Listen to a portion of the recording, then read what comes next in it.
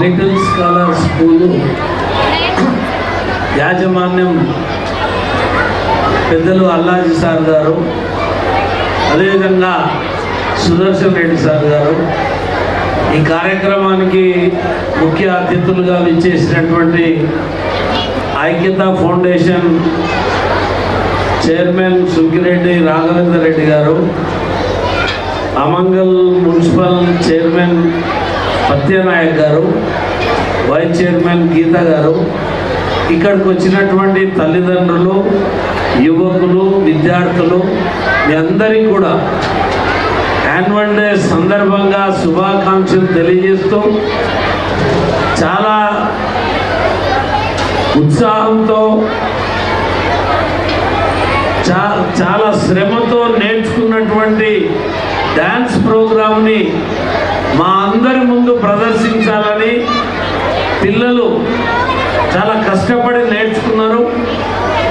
కొంతమంది ఇక్కడ చిన్న చిన్న పాపల యొక్క పర్ఫార్మెన్స్ చూడడం, ఇంకా చాలా స్టూడెంట్స్ యొక్క సాంగ్స్ కానీ ఇతరత్ర కార్యక్రమాలు కానీ చాలా ఉన్నాయి. వాటికంటే ముందు మేము మధ్యలో డిస్టర్బ్ చేయడం, పిల్లల దృష్టి, ఇక తల్లిదండ్రుల ఆనందం అయితే అవధులు లేకుంటుంటారు. నా బిడ్డ ఎట్లా చేస్తుందో, నా కొడుకు ఎట్లా చేస్తాడో, నా మనవడు ఎట్లా చేస్తాడో, మనవరాలు ఎట్లా చేస్తాడో అని ముందలలో కూర్చొని చాలామంది సంతోషపడుతున్నారంటే ఇక చెప్పరాదు. ఇక వాళ్ళ సంతోషం కొరకు, పిల్లల ఆనందం కొరకు మేము ఎక్కువసేపు డిస్టర్బ్ చేయకుండా ఒక 2 విషయాలు మీ ముందు ఉంచుతూ, అల్లాజీ చదువుకునే రోజులల్లా నాకంటే ఒక క్లాసు ఆయన ముందు క్లాసు ఉండేది. ఆయన 7th చదివితే నేను 6thలో చదువుతున్నా. చాలా వాళ్ళమ్మ మా అమ్మ స్నేహితులు, దగ్గరే స్నేహితులు, రోజు వాళ్ళు కలుసుకునేది వాళ్ళ పని మీద. నేను మా అమ్మ దగ్గరకు పోయినప్పుడల్లా ఈయన కలిసేది, బళ్ళ కలిసేది.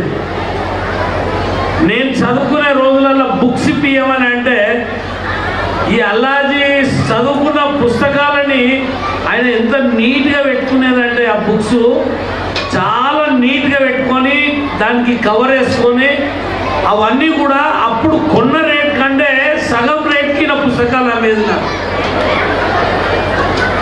అవన్నీ మొత్తం రేట్ వేసినాక 9 రూపాయలు 10 రూపాయలు అయ్యేది ఆ బుక్స్. అవన్నీ ఇక మా అమ్మ వాళ్ళు వచ్చుకునే ఇచ్చేది. అంటే విద్యార్థి దశ నుండి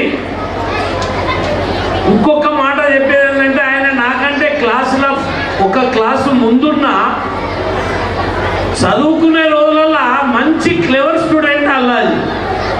ఎందుకంటే మాకు వాళ్ళకి చెప్పిన సార్లు మాకు వచ్చి చెప్పి కొంతమంది పేర్లు చెప్పేటోళ్ళ దాంట్లో ఆయన పేరు ఉండేది. ఈయన మ్యాథ్స్ కానీ సైన్స్ కానీ లేకపోతే ఇతరత్ర చదువుకునేటువంటి అన్ని సబ్జెక్ట్స్ చాలా చక్కగా చదువుకొని అప్పుడు తక్కువ మంది ఎస్ఎస్సిలో పాస్ అయితే అందులో పాస్ అయిన దాంట్లో ఈయన ఒకడు. మొత్తం స్కూల్లోనే ఒకరో ఇద్దరో ముగ్గురో పాస్ అయితే ఈయన అప్పుడు స్కూల్లో 2ndలో ఈయన పాస్ అయ్యింది. అంటే అల్లాజీకి ఎడ్యుకేషన్ మీద ఉన్న శ్రద్ధ నేను 45 ఏళ్ళుగా గమనించి ఇవాళ మీ ముందు ఆయన గురించి మాట్లాడుతున్నంటే నేను నా అదృష్టంగా భావిస్తున్నా. నాకంటే సీనియర్, నాకంటే చదువులో చాలా ప్రావీణ్యత కలిగిన వ్యక్తి. కానీ ఇద్దరం కలిసి రాజకీయాలలో ఒకేసారి వార్డు మెంబర్లుగా మేమిద్దరం గెలిచి ఒకేసారి రాజకీయంగా ముందుకు రావడం జరిగింది. ఆయన ఒకటేసారి వార్డు మెంబర్ నిలబడి ఈ రాజకీయాలలో నాకు ఇది సూట్ కాదని చెప్పి ఆయన పక్కకు జరిగి మళ్ళీ 20-25 ఏళ్ళ తర్వాత ఈ మధ్యలో ఆరంగరేటం చేసి అయితే ఆయన 40 ఏళ్ళు ఈయన ఒక ప్రైవేట్ స్కూల్ పెట్టేటప్పుడు వీళ్ళు ఫస్ట్ స్కూల్ పెట్టింది ఏంటంటే ఆదర్శ విద్యాలయం. ఆదర్శ విద్యాలయం అని స్కూల్ పెడితే వీళ్ళ స్కూల్కు బోర్డు నేను రాసిన, ఇలా స్కూల్కు బోర్డు ఆర్టిస్ట్గా నేను రాసిన. ఆ తర్వాత మళ్ళీ అదేదో పేరు మార్చుకొని ఆ తర్వాత రకరకాలుగా మారి ఒకటేమో లిటిల్ స్కాలర్ అని, ఇంకొకటి లిటిల్ స్కాలర్ హై స్కూలు, ఇది లిటిల్ స్కాలర్ టెక్నో స్కూల్. 2 స్కూళ్ళు పెట్టి డిగ్రీ కాలేజీ నష్టాలలో వచ్చినా కూడా ఒక 3-4 సంవత్సరాలు ఈ ప్రాంతంలో యువకులకు డిగ్రీ చదువుకునేటువంటి వసతిని కూడా ఇక్కడ ఏర్పాటు చేసిండు. కానీ దురదృష్టం ఏంటంటే హైదరాబాద్ దగ్గర ఉండడం వల్ల మన వాళ్ళు హైదరాబాద్కు షిఫ్ట్ కావడం, చాలామంది పిల్లల తల్లిదండ్రులు ఏం ఆలోచన చేసుకుంటారంటే హైదరాబాద్ పోయి నా పిల్లల్ని పెద్ద స్కూళ్ళల్లో బాగా డబ్బులు కట్టి చదివిస్తే బాగుపడతారనే ఒక ఆలోచనతోటే చాలామంది తల్లిదండ్రులు హైదరాబాద్ వెళ్ళి అక్కడ చదివిస్తారు. కానీ అమన్గల్లా 40 ఏళ్ళుగా విద్య మీద పట్టుండి ఈ ఎడ్యుకేషన్ మీద ఒక ఇంట్రెస్ట్ పెట్టి సుదర్శన్ రెడ్డి సార్ కానీ అల్లాద్ సార్ కానీ ఇంకా వీళ్ళు చాలా లోతుగా అధ్యయనం చేసి హైదరాబాద్లో ఉండేటువంటి ఎడ్యుకేషన్ని మన గ్రామంలో ఎందుకు ఇవ్వద్దని ఈ రకమైనటువంటి టెక్నాలజీని తీసుకొచ్చి న్యూ టెక్నాలజీ తోటి ఎడ్యుకేషన్ని పిల్లలకి ఇవ్వాలని ఆ తాపత్రయపడి ఇవాళ వాళ్ళిద్దరూ కూడా కష్టపడ్డారు. ఇలా సుదర్శన్ రెడ్డి సార్ అంటే కూడా ఆయన ఉపాధ్యాయునిగా క్వాలిఫైడ్ అయి ఆయన ఒక 40 ఏళ్ళు వృత్తిరీత్యా పనిచేసి ఈ స్కూల్ని ఏది కూడా వేరే ఆలోచన లేకుండా ఈ 2 స్కూళ్ళని అభివృద్ధి చేయాలి. ఇక్కడ చదివిన పిల్లలకు హైదరాబాద్లో ప్రైవేట్ స్కూళ్ళలో చదివేటువంటి పిల్లలతోటి సమానమైనటువంటి కాంపిటీషన్ ఇవ్వాలని ఆ తరహాలో ఇక్కడ ఈ లిటిల్ స్కాలర్ స్కూల్ కానీ టెక్నో కానీ ఈ 2 ఆ దిశలో ముందుకు నడపడం నాకు అనిపిస్తుంది. ఆయన చిన్నప్పటి పట్టుదల ఎట్లున్నదో 40 ఏళ్ళుగా ఈ స్కూల్ నిర్వహణ అంటే పిల్లలంట కాదు. ఇప్పుడు స్కూలు నడపడం అంటే చాలా కష్టసాధ్యమైనటువంటిది. కానీ ఆయన ఒక మంచి ఎడ్యుకేషన్ పిల్లలకి ఇవ్వాలి, మంచి ప్రవర్తన ఇవ్వాలి, మంచి వాళ్ళకు ఒక సత్ప్రవర్తన ఇవ్వాలనేటువంటి ఆలోచనతోటి ఈ కార్యక్రమాన్ని తీసుకున్నారు. మళ్ళీ రాఘవేందర్ కూడా ఇక్కడనే చదువుకొని ఇక్కడనే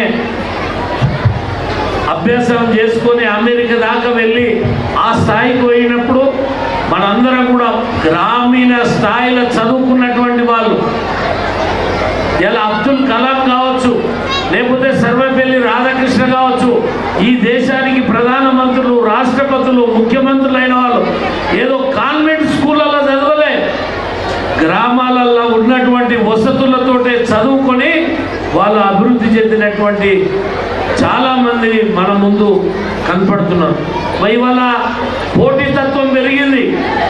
ప్రతి పిల్లవానికి ఇంగ్లీష్ రావాలి. మా అప్పుడేమో ఇంగ్లీష్ చెప్పేటోళ్ళే ఉండకపోయేది. ఇప్పుడేమో ఇంగ్లీష్ స్కూళ్ళు లేకుండా తెలుగు స్కూళ్ళు అవన్నీ ఏమి లేవు. ఇంకా మీడియంవి ఓన్లీ ఇంగ్లీష్ మీడియంలోనే తెలుగు అప్పుడప్పుడు చెప్పే అవకాశం ఉన్నట్టున్నది. ఇప్పుడు చిన్నపిల్లలతో కూడా మాట్లాడేటువంటి శక్తి మాకు ఉండదు. ఆ పిల్లలకు ఆ చాకచక్యము, ఆ నైపుణ్యాన్ని ఇచ్చారు. నేను తల్లిదండ్రులని ఒక 2-3 విషయాలు మీ దృష్టికి తీసుకొస్తున్నాను. ఇవాళ వాళ్ళు ఇక్కడ 1వ తరగతి నుంచి 10వ తరగతి వరకు చదువుకుంటారు. 1వ తరగతి చదివేటప్పుడు చిన్నపిల్లలు ఉంటారు, వాళ్ళని జాగ్రత్తగా మనం చూసుకోవాలి.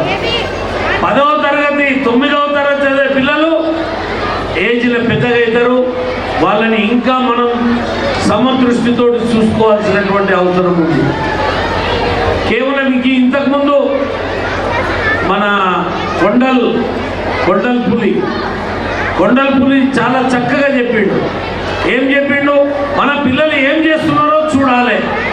ఇవాళ రేపు ఏమైపోయింది? తండ్రి బిజీ తండ్రికి అయిపోయింది, తల్లి బిజీ తల్లికి అయిపోయింది. అందరికీ ఫోన్ బిజీ ఒకటి వచ్చింది. ఈ అంతకుముందు ఏమో అదోడే టీవీలలో సీరియళ్ళ బిజీ. ఇప్పుడు సీరియల్కి లేవు, మొత్తం సెల్ ఫోన్లో ఇన్స్టాగ్రాము, లేకపోతే ఫేస్బుక్, వాట్సాప్. ఇక వీళ్ళు పిల్లలు వచ్చింది చూస్తలేరు, పిల్లలు పోయింది చూస్తలేరు. ఇక మొత్తం మీద ఎప్పుడో ఇక 10 సార్లు పిలిస్తే పలికే తల్లిదండ్రులు కూడా ఉండరు.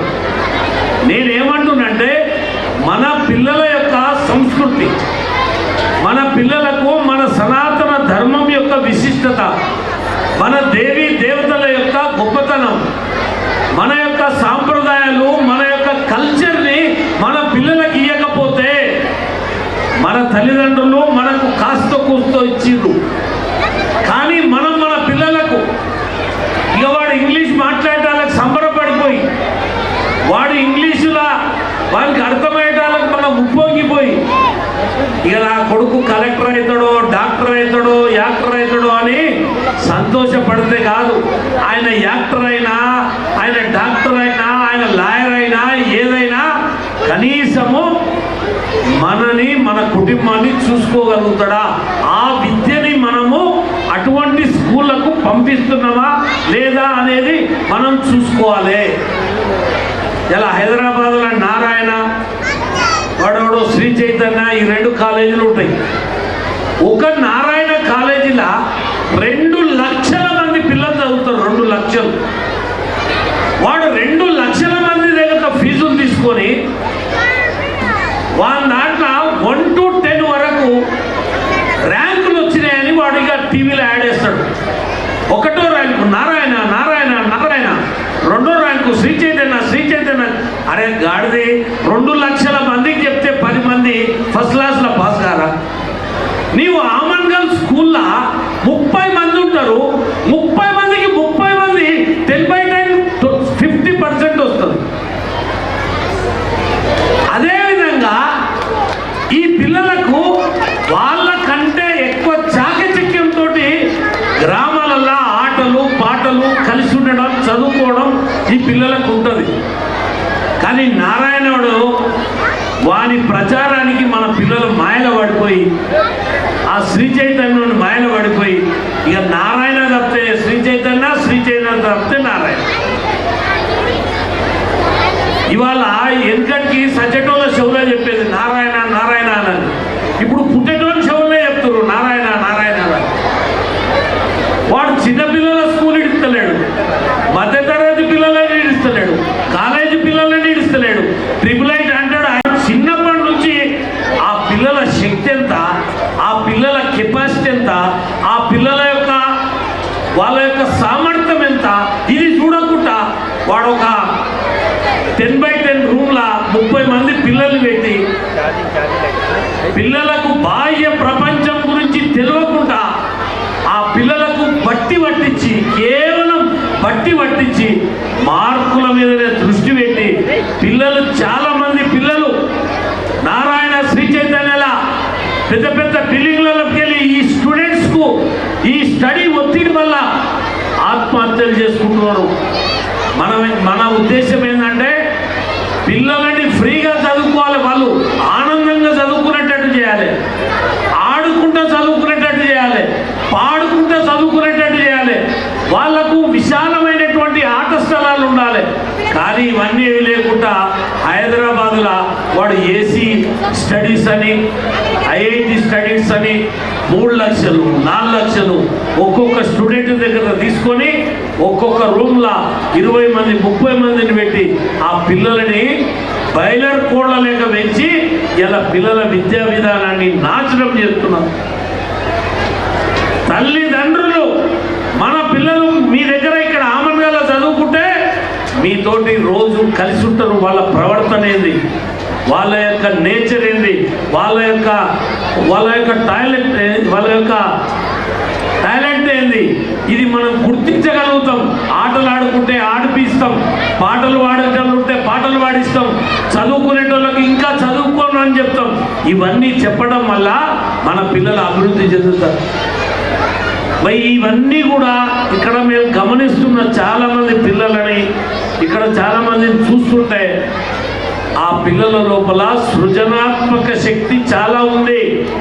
ఈ పిల్లలని సరైన దిశలో మనం ముందుకు నడిపిస్తే ప్రపంచంలోనే మన పిల్లలు ప్రఖ్యాతి గాంచేటువంటి పరిస్థితులు ఉంటాయని నాకు అనిపించింది. నేను ప్రత్యేకంగా మళ్ళొక్కసారి మన అల్లాహ్ సార్కు, సుదర్శన్ రెడ్డి గారికి, ఆ స్కూళ్ళల్లో పనిచేసే టీచర్స్, పాపం ముఖ్యంగా టీచర్స్ని మనం కొనియాడాలి. వాళ్ళకి ఎంత ఓపికతోటి, ఎన్ని క్లాసులు, ఎంత కష్టపడి ఆ పిల్లల మీద విసుగు చెందకుండా వాళ్ళకు సరైన విధంగా అర్థమయ్యేటట్టు చెప్తున్నారంటే ఆ టీచర్స్ వల్ల ఈ స్కూల్. నేను ఆశ్చర్యపోయినా, ఎంతమంది ఉన్నారని సుదర్శన్ సార్ని అడిగిన. 700 మంది అక్కడ ఉన్నారు. 700 అంటే స్టాండర్డ్స్ లేకపోతే, ఇక్కడ నాణ్యత లేకపోతే ఇప్పటికే సగం మంది పిల్లలను తల్లిదండ్రులు తీసుకొని వెళ్ళిపోయేటోళ్ళు. ఆ పిల్లలకు సరైన స్టడీ ఇక్కడ దొరుకుతుంది, ఆ పిల్లలకు సరైనటువంటి దిశ దశ ఇక్కడ దొరుకుతుంది. కాబట్టే ఇంత స్ట్రెంత్ తోటి ఇంకా ముందుకు పోతుంది, ఇంకా ముందుకు పోవాలని చెప్పి కోరుకుంటూ, నాకు ఈ అవకాశాన్ని ఇచ్చినటువంటి యాజమాన్యానికి, ఇక్కడ ఉన్నటువంటి వాళ్ళు ఎంత కష్టపడరు, ఇక్కడ పక్క వాళ్ళు ఇద్దరు అంత కష్టపడరు, ఇంకెక్కువ కష్టపడతారు వీళ్ళిద్దరే. నేను వాళ్ళ పేర్లు చెప్పలేకపోయినా, సుజాత, సావిత్రి పేర్లు తెలుసు కానీ నేను చెప్పలే వాళ్ళ పేర్లు అంటున్నా. మీకంటే ఎక్కువ కష్టం వాళ్ళు పడి ప్రతి క్షణం ఈ స్కూళ్ళ అభివృద్ధి, పిల్లల క్షేమం, పిల్లల ఎడ్యుకేషన్, వాళ్ళ మీద దృష్టి పెట్టి ఇవాళ ఈ స్కూళ్ళు మంచి పురోగతి ముందుకు నడిపించడం జరిగింది. నాకు ఈ అవకాశం ఇచ్చిన మీకు, తల్లిదండ్రులకు, విద్యార్థులకు ఒక్కసారి భారత్ మాతాకి వందే. ఇక్కడ అంటారు కానీ ఇక్కడ అనలేదు. వందే వందే. భారత్ మాతాకి, భారత్ మాతాకి, దుర్గా మాతాకి జై శ్రీరామ్. జై తెలంగాణ, జై తెలంగాణ.